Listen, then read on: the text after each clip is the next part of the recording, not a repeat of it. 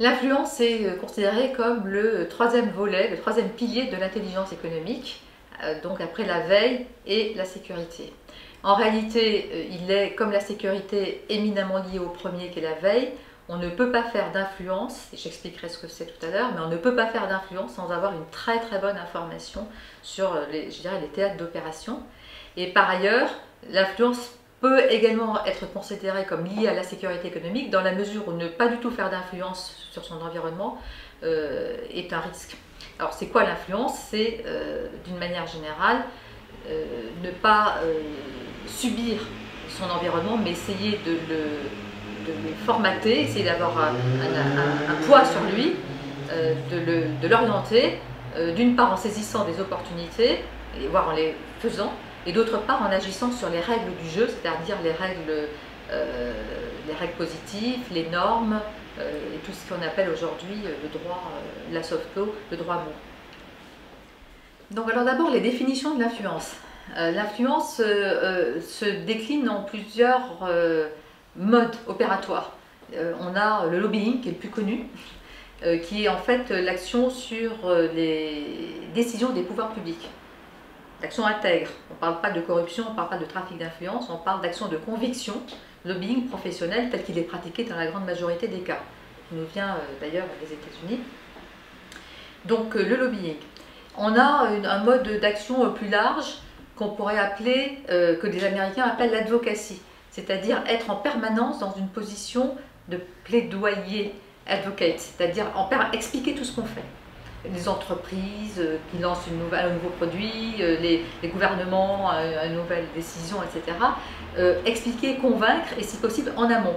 Préparer le terrain pour que quand la décision ou la chose arrive, elle soit préparée. Donc toute cette action de conviction, de travail sur les cerveaux, si vous voulez, qui va préparer ensuite le vrai lobbying, qui lui est plus restreint. On a également du côté de l'État ce qu'on appelle la diplomatie économique, qui est le fait d'accompagner les entreprises et l'action économique privée par un soutien, non plus financier, parce que c'est interdit maintenant, mais par un soutien politique, par un écosystème, disons, favorable. Voilà grosso modo les trois grands mots qu'on utilise pour l'influence. Le fond du fond de l'influence, c'est d'essayer de formater son environnement, de ne pas simplement le subir, mais d'essayer d'avoir une action dessus. Je commencerai par le plus important, c'est quand même tout ce qui est règles du jeu. Aujourd'hui, on est donc en mondialisation, avec des échanges dans tous les domaines, et finalement relativement peu de régulation. Les régulations se font au fur et à mesure, et elles se font dans des lieux internationaux, européens et internationaux. La plupart des régulations ne se font plus en France seulement, mais en Europe, à Bruxelles, et ou à la Banque mondiale ou dans des organismes internationaux techniques, toutes les agences techniques des Nations Unies. Et donc là, il faut être présent. Ces règles sont également aujourd'hui établies et élaborées selon les procédures lobbying. Il faut deux mots sur ce que c'est que le lobbying sur le fond aux États-Unis. Aux États-Unis, c'est un outil de la démocratie. C'est très important. Ça n'est pas une simple manière de faire. Ça veut dire que dans un pays où on considère que l'État doit être le plus restreint possible, il faut néanmoins permettre l'expression des intérêts. Et donc les lobbies sont l'expression des intérêts privés, des groupes professionnels, des industries, qui vont expliquer, qui vont informer l'État. Et on estime que les lobbies étant d'origine diverse, ils vont faire équilibre et que donc l'État sera bien informé de tous les aspects des situations. Le lobbying est donc aux États-Unis un outil démocratique. Donc cette manière de faire la loi, qui n'est pas du tout à la base celle qu'on a en France, où on est plutôt en conception rousseauiste, où l'État l'intérêt général, bon, c'est pas du tout la même vision.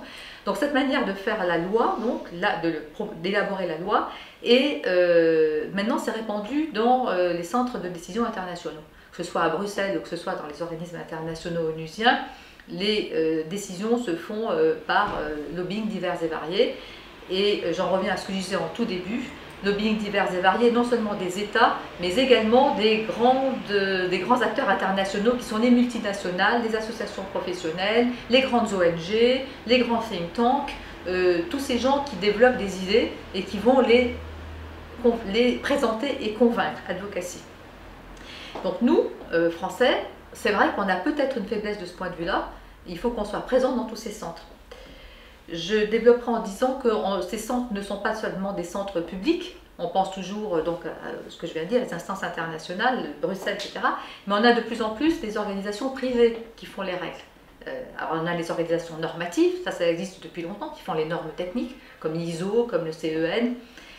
Et là déjà, il y a des changements puisque ces organisations normatives institutionnelles, maintenant, sont de plus en plus, je dirais pas doublées, mais concurrencées quand même, par des lieux de standardisation privés. Par exemple, le GSM, qui était c'est un grand succès français, c'était une norme privée qui a été faite par quelques entreprises, le PDF, etc. Tout ça, ce sont des normes privées, ça ne s'est pas fait dans des centres institutionnels. Hein. Et donc, il faut savoir être présent là, donc il faut que nos entreprises sachent être présentes dans ces lieux-là pour pouvoir soit les accepter, hein, si ça leur plaît, soit intervenir dessus et participer à leur élaboration. Mais plus important encore sont les normes de gouvernance, qui sont par exemple les normes financières et comptables, qui sont en fait, qui transportent des manières de voir, qui transportent des cultures. Les IFRS ont été faites par un centre de standardisation de culture anglo-saxonne, transportent une manière financière de voir qui est totalement différente de la manière que nous avions en France. Bon. On a également les normes de responsabilité sociale, les normes évidemment anticorruption, etc. et qui ne sont pas nécessairement des règles. Donc là pareil, il faut être là, mais après ça va devenir des règles du jeu pour les entreprises, donc il faut absolument être présent au moment de l'élaboration pour qu'au moins elle ne soit pas défavorable.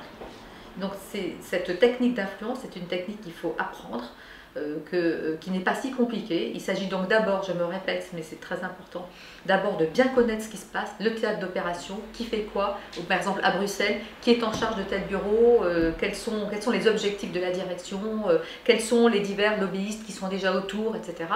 Et une fois ensuite savoir soi-même élaborer un discours convaincant, c'est-à-dire argumenter, pas seulement dire j'ai raison parce que c'est moi, non, il faut bien argumenter, notamment en montrant l'intérêt général qui est au sein de ces décisions qu'on propose ou de ces règles qu'on propose, et puis ensuite savoir aller les défendre. Et c'est là que la notion de réseau que j'ai développée dans la partie veille est extrêmement importante, puisque pour faire de l'influence, il faut avoir un réseau. On ne peut pas faire d'influence sans réseau. Et il faut avoir des réseaux divers et variés qui chacun à leur manière vont défendre une partie de ce que vous voulez défendre. Vous pouvez donc travailler, si on est un État, on peut travailler avec des entreprises, on peut travailler avec des ONG, avec des syndicats, on peut tout à fait s'entendre sur des sujets d'intérêt général. Par exemple, hein, notre conception en France du partenariat public-privé, de la concession, est un très très bon sujet, où on a un vrai savoir-faire, une vraie expertise, à la fois d'entreprise et d'État, et où on peut tout à fait aller convaincre. La partie influence aussi s'applique, je dirais assez vite là-dessus, mais à la formation des opportunités. C'est-à-dire qu'on va essayer de saisir les opportunités au moment où elles arrivent et de les faire. Et ça vaut surtout pour l'État. Par exemple, sur les logiques de territoire, on a anticipé qu'il allait y avoir des évolutions dans telle et telle industrie, etc. On essaie d'influencer l'environnement, de provoquer des prises de sensibilisation, peut-être des aménagements du territoire, des choses comme ça qui vont permettre, qui vont influencer l'environnement général pour le bien, hein, pour essayer donc de saisir les opportunités et non pas de se laisser faire par des fins d'industrie ou des fins ou des évolutions économiques, disons, pas forcément bonnes. Alors en conclusion, l'influence est une partie active et éminemment opérationnelle de l'intelligence économique, donc à partir de l'information recueillie. Elle est totalement indispensable, surtout pour les entreprises, mais également pour les États, puisqu'il y a une compétition à la fois au niveau commercial, économique, mais aussi au niveau des systèmes, des types de droits, des types de conception, des types d'éducation. J'ajouterais que l'influence aujourd'hui se fait de manière souvent, je dirais, subtile, à savoir par les classements, par les notations. Et donc en conclusion, il faut vraiment comment dire, adopter des méthodologies d'influence. L'influence est une ingénierie, est une méthode qu'on peut, que je n'ai pas le temps de développer très en détail, mais dont il faut impérativement que tous les acteurs économiques français se saisissent. Mais dans le cas de l'intelligence économique, surtout pas d'influence comme ça en l'air, une influence reliée à une très bonne connaissance de son environnement.